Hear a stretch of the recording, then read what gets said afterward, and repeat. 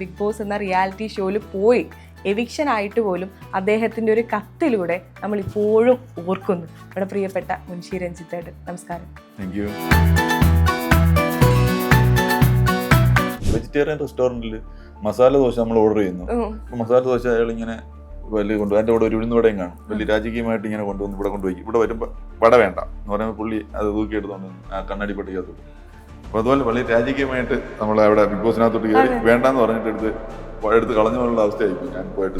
മലയാളികൾക്ക് പ്രിയപ്പെട്ട ശബ്ദത്തിനുടമ, മലയാളികളുടെ ഏറ്റവും പ്രിയപ്പെട്ട നടൻ, അത് വായിച്ചപ്പോൾ എനിക്ക് ലാൽ സാറിനോട് പറയാൻ മാത്രം പരാതികളൊന്നും തന്നെ ഇല്ല.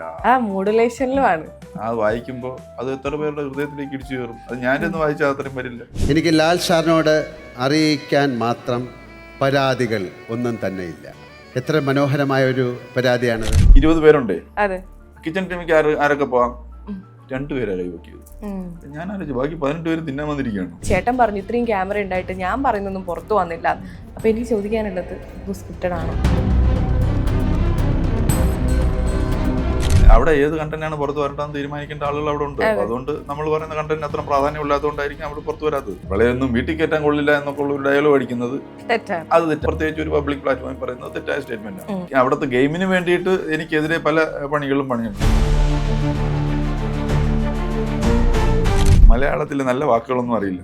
അപ്പൊ ഞാൻ ഇടയ്ക്ക് വന്നിട്ട് ജിസയിൽ ഞാനൊന്ന് ആശ്ലേഷിക്കട്ടെ, അവർക്ക് അറിയില്ല.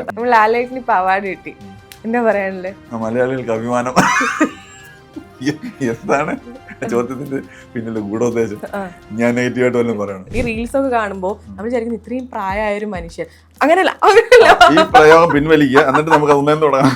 മമ്മൂട്ടിയോ മോഹൻലാലോ എന്ന് ചോദിച്ചാൽ ഞാൻ മമ്മൂട്ടി എന്ന് പറയും. എന്തുകൊണ്ടാണ് അങ്ങനെ?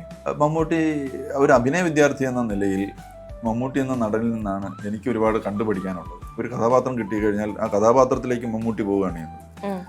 തിരിച്ച് മോഹൻലാലിനെ കുറിച്ച് പറയുമ്പോൾ അദ്ദേഹം ആ കഥാപാത്രത്തിനെ മോഹൻലാലാക്കുകയാണ് ചെയ്യുന്നത്. ഇതിന്റെ രണ്ടിന്റെ റിസൾട്ട് ഒന്ന് തന്നെയാണ്. അപ്പോൾ ഇതിനകത്ത് ആദ്യം പുറത്തായപ്പോൾ ഏറ്റവും മോശക്കാരനാണ് ഞാൻ. അപ്പോൾ ഏറ്റവും മോശക്കാരനായ ആളായതുകൊണ്ടല്ല, അല്ലെങ്കിൽ അവിടെ ഒന്നും ചെയ്യാത്തത് കൊണ്ടോ എന്തെങ്കിലും അധികപ്പറ്റായിട്ട്, അതായത് അനാവശ്യമായിട്ട് എന്തെങ്കിലും ചെയ്തുകൊണ്ടോ അല്ല ഞാൻ ഔട്ടായത്.